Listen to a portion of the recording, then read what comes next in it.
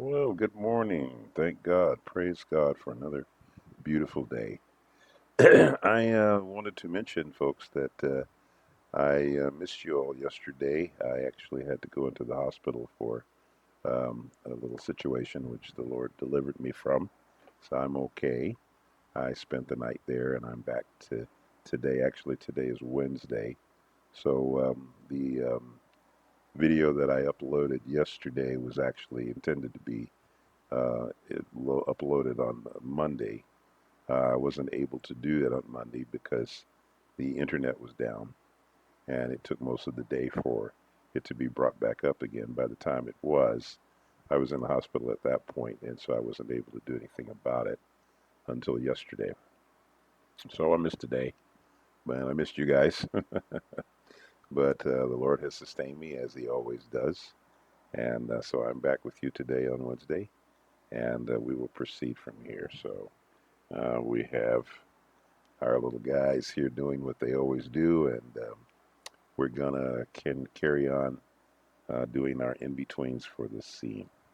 For those of you who are new, my name is Leonard Robinson, and I am doing a series that I called here Let's Animate, a Work in Progress. And what's going on is here is this scene has been animated, of course. We've walked through it step by step. And the purpose of these videos is to show you how I'm working on this step by step so that if you are making your own film, this might be somewhat helpful to you. It doesn't mean that I'm suggesting that this is the only way to do something. It's just I'm showing you the way that I'm doing it. And that if it is a help to you, then that is my point and purpose for making these videos. Also, if you are interested in classes and you would like to take a one-on-one class with me, and I do one-on-one classes online, feel free to contact me through this channel. If you go to my channel and click on my website, there's contact information in my website, an email and what have you that would allow you to contact me and let me know of your interest in the class. My classes are not too expensive, and I give you a payment plan that will allow you to pay for them. So if you're interested in an animation class, it's $250 for 10 weeks, 10 2-hour sessions that I do, and they're one-on-one classes. I have done classes with large crowds of people when I taught at Otis College and Laguna College, among other places that I've taught. However, I've found that one-on-one classes seem to be more beneficial to the student because everybody learns at a different rate. So, having said that, I hope that you enjoy this little excursion that I do every day, and we'll see how it goes. All right, so anyway, we're moving forward here. So we got doing some in-betweens here. We're going to be up to, let's see, right now we're up to drawing number 21. Let's see, so we're going, let's see, we've got, let's see, 15, 17, 21. So now you can see that I've got, sometimes I have a chart on each character because all the characters are not moving at the same rate. One of the things that you want to try to make sure you do in your animation is that when you have more than one character that you're, or more than one object that's moving, realize that everything doesn't move at the same rates. You know, some things are moving a little faster than others. Some things are moving at a different timing than others. And so you want to reflect that in how you do your drawings and also how you do your in-betweens. So in this case, we're going from 17 to 21, and drawing number 19 on Nora is right in the middle. She's coming back up from rolling on her back. Except now on Lenny, on the other hand, we're going from 17 to 21, but with Lenny, the in-between that we're going to make for him is going to be closer to the end because he's got to get his hands over there quicker to catch Nora. Yeah. All right. So first thing I'm going to do is change the exposure. I have when I went through on these, I put exposures on the timeline here that represented the in-between distances and spaces between drawings. When I make the in-betweens, I will bring the drawing back to what I know that its original exposure should be. In this case, since everything is going to be on twos or double frames, then I will bring these um, held positions down to 2 frames as well.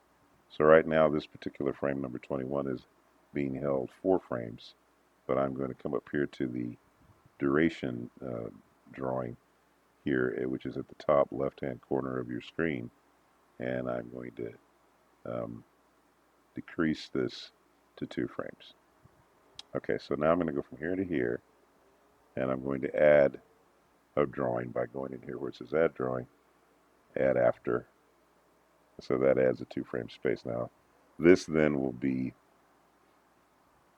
drawing, let's see, this is going to be drawing number 19. Okay, and that's a breakdown. Now another thing to remember is um, the very first in-between that you make between any 2 drawings is going to be what we call a breakdown. Primarily because, you know, when you're going from one drawing to the next, you know in most cases you're going to have several drawings in between any 2 positions in most cases. Sometimes you only have one. But that very first in between that you make is going to be called a breakdown because it's the most significant way we can identify what that drawing will be. Now with Nora, like I said, because she's rolled over on her back and she's kind of rolling up, her body doesn't really change position very much. It pretty much stays the same way it was. So what we can do with Nora here is we can capture her with the select tool since she really doesn't change the position, and we'll have to get a little bit of Lenny here, and then we'll copy that and then go to the blank frame and paste it. Now what we want to do is we want to roll Nora so that she would be in the position. Now according to the in-between for Nora, she's going to be halfway in between. Now, and I'm going to take my eraser here and erase Lenny out. Okay. And so let's just kind of look now. So if we look at the chart, we can see that Nora's chart is saying that she's right in between. Okay. So it's going to go boom, boom, boom. All right. Now, one thing that's not happening here is her foot isn't, or is it? Let's see. Hold up. Let's see. There's 15. Oh, 17. Okay, 17, 19, 21. Okay, yeah. See, so you can see her foot. Let's see here. Okay, actually, I don't have her in the right position. See, she's coming up to here. So this drawing here is not in the right place. So let me grab this with the select tool and move it because, see, she's supposed to be up higher. There is a little pivot thing here that will allow you to move your character into the right position. So 1, 2, 3. That's much better. 1, 2, 3. Okay, yeah, I think that's right. All right, good. All right, now we're going to put Lenny in here. Now Lenny is in his in-between, as you can see on the chart here. Lenny is 19 is going to be closer to 21. So if we've got Lenny here and then he's here, we can decide, well, what part of Lenny is going to be closer? Well, I think the idea here is that his reach is what's going to be closer. So I would say we can take Lenny's head and probably put it about halfway, but I'd say the arms and hands are going to be the ones that are going to need to be closer. So we'll go copy this, go to the in-between and paste it. Then we'll move this so that it's halfway. I mean, it could be a little bit closer to the final position. So what we want to do here is when you position your drawing, I like to just kind of click, click, click and see, how much is it in the right place. That looks pretty good. 1, 2, 3. Yeah. All right. Okay. That's good. All right. Now, Lenny's hands, on the other hand, have to get into that final position. So what I think we're going to have to do here is we're going to have to say, okay, well, his hands are going to have to come way over here, you see, to get behind Nora. So I think we need to get his hands closer out here.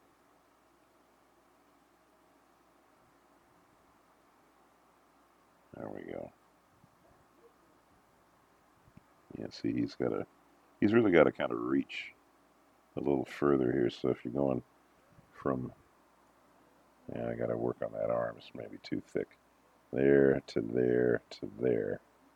All right, yeah, that's well, arm's a little funky there. We can fix that. It's too thick. But I think positionally, I think maybe we're not too far off. Let's see.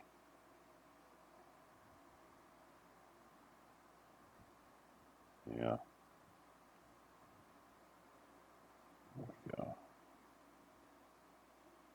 So we got 1, 2, 3. So you can see his hand gets over there pretty quickly. Now the rest of his body's probably going to kind of be in the same spot. So let's see. There's Nora there. When he turns, see, he's really kind of getting in behind her. So probably like that. Let's see. And then it's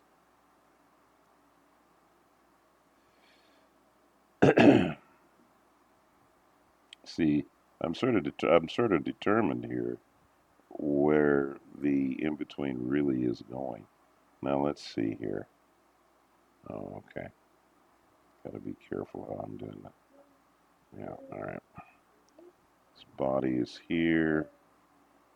Foot is turning this way. And you have to really pay attention. It's like, what is the body actually doing?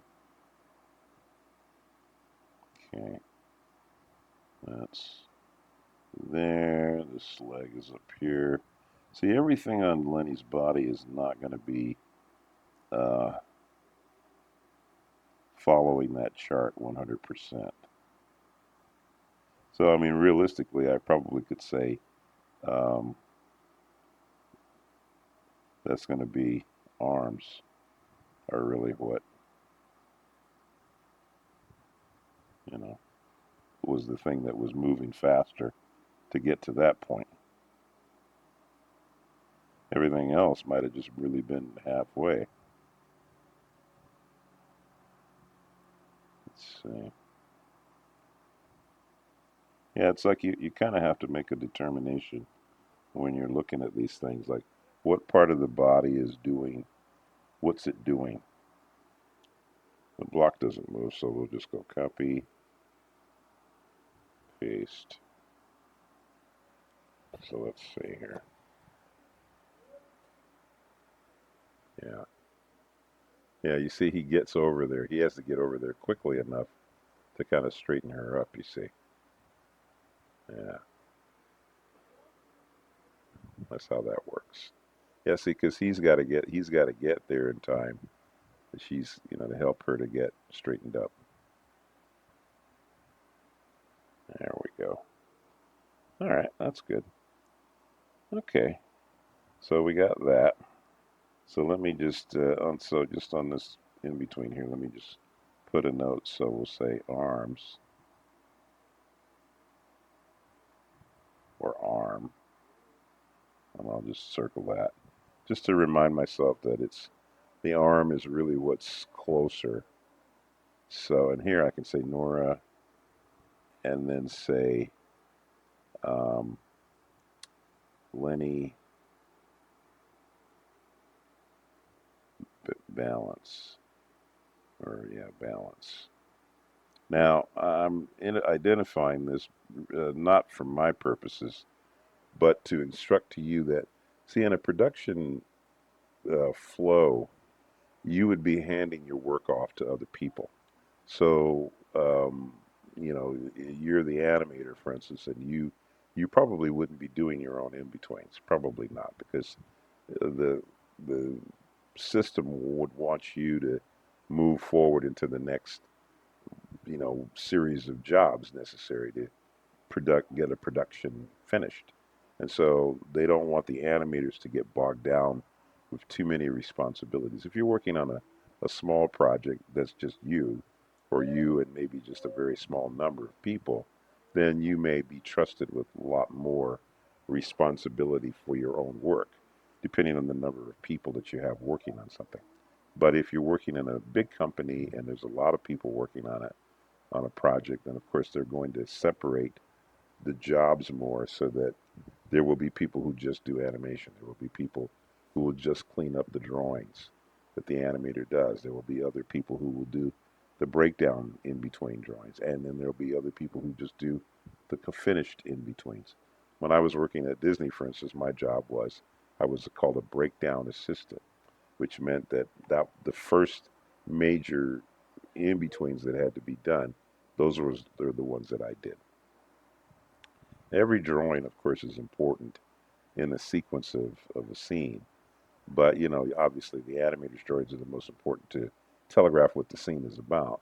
But everything that comes after that has to be done. And so, in order to um, separate the work in a way where it makes sense so that everybody knows what their job is, this is why we have the various different departments, or the various different identifications of who's doing what.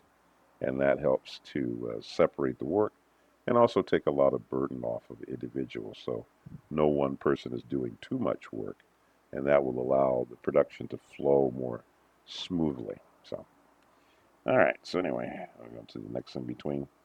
So here we're going from 21 to 25. All right. So we basically got one in between now. Now in this one, it looks like we're just calling for one in between from here to here. So I'm going to um, bring the exposure down to 2 frames, and then I'll come in here and I'll add a drawing after, and then I'll save it. Always remember to save in Rough Animator because, um, well, just remember to save. In the desktop version, that is. All right, so let's see. This is going to be drawing 23, which will be a breakdown. Okay, so I think we'll do Lenny first. Yeah, Lenny's coming kind of, well, he's, okay, so he's still coming up to in a catching position here. So, all right, so what we'll do here is, all right, I'll grab his head and copy that and move it into position. Okay, so we'll go copy, go to the in-between blank and paste. Then we will tilt his head and move it into the proper position as a breakdown. Let's see. All right. We want to check the position here. Flip through the drawings. Dink, dink, dink. Okay, that's good. Dink, dink. Right. Okay. I'll erase out the little connectors here.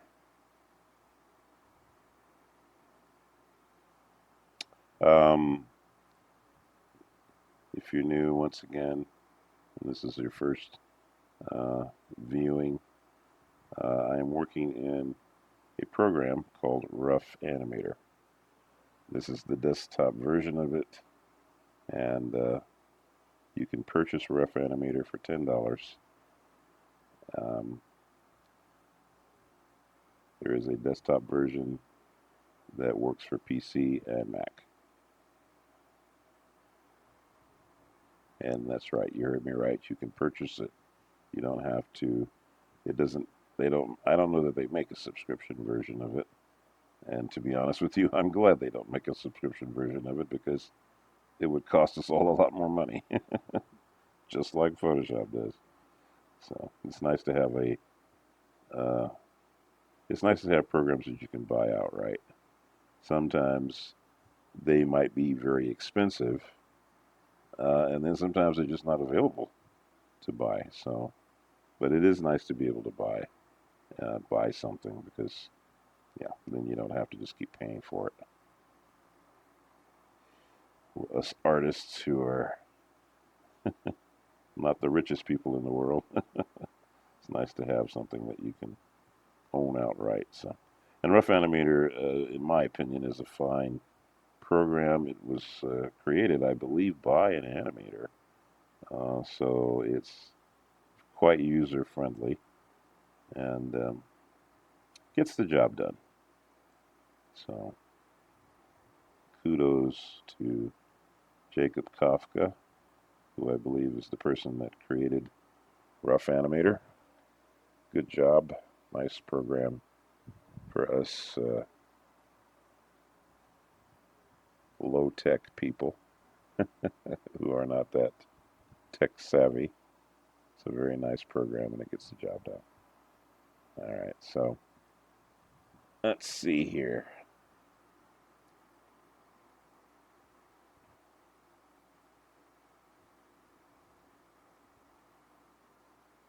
And I don't know everything about Rough Animator 2, by the way. Um, you know, there are little things about it that I'm sure, they're always updating it too, like they do with pretty much any program you buy these days or acquire these days because, you know, that's maybe one of the cool things about computers or maybe one of the more frustrating things about it is that there's always been updates of things. And so, things get better and they add more bells and whistles. And Lord knows bells and whistles are good. Can't have too many bells and whistles, huh?